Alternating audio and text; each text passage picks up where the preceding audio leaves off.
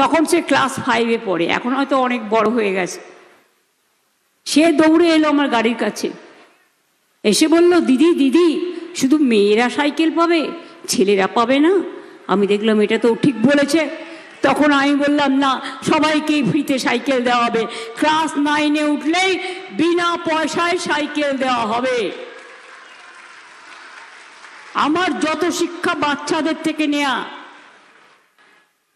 আমি শিশুদের খুব ভালোবাসি, শুধু ইলেকশনের সময় সিম্বল থাকার জন্য আমি তাদের সাথে হাত মেলাতে পারি না, আমার খুব খারাপ লাগে। কারণ কে কোথায় বসে আছে, বাপ রে বাপ, কখন কাঁচি করবে আর কাঁচি দিয়ে টুকরো টুকরো করবে, এই নিয়ে বসে আছে।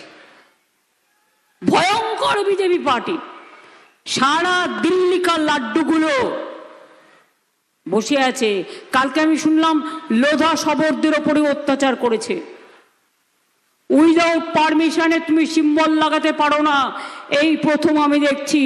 কোন রকম ইলেকশন কমিশন ব্যবস্থা নিচ্ছে না, যার তার বাড়িতে জোর করে সিম্বল লাগিয়ে দিয়ে আসছে। এবং আদিবাসীরা কাজ করে এসে জঙ্গল থেকে প্রতিবাদ করেছিল বলে কালকে লোধা শবরদের উপর অত্যাচার হয়েছে। এই ঝাড়গ্রাম জেলায় শুনুন, বর্ধমানে লোধা শবরদের ভোটার লিস্ট থেকে নাম কেটে দিয়েছে।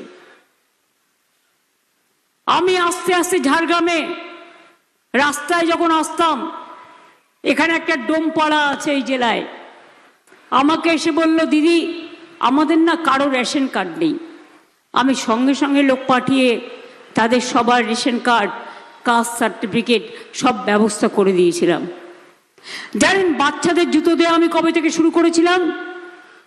আমি আউস গ্রাম দিয়ে যাচ্ছিলাম বীরভূমের, যেতে যেতে দেখলাম কতগুলো বাচ্চা ছোট ছোট খুদে ক্লাস 2-3-তে পড়ে, রাস্তায় দাঁড়িয়ে আছে, পায়ে জুতো নেই।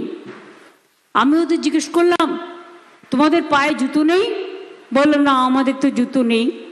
সেদিনই আমি সঙ্গে সঙ্গে ফোন করে এডুকেশন মিনিস্টারকে বললাম, সব বাচ্চারা যেন প্রাইমারিতে পায়ে জুতো পায়, জামা পায়, বিনা পয়সায় পড়তে পায় এবং তাদের সমস্ত রকম খরচা সরকার দেবে।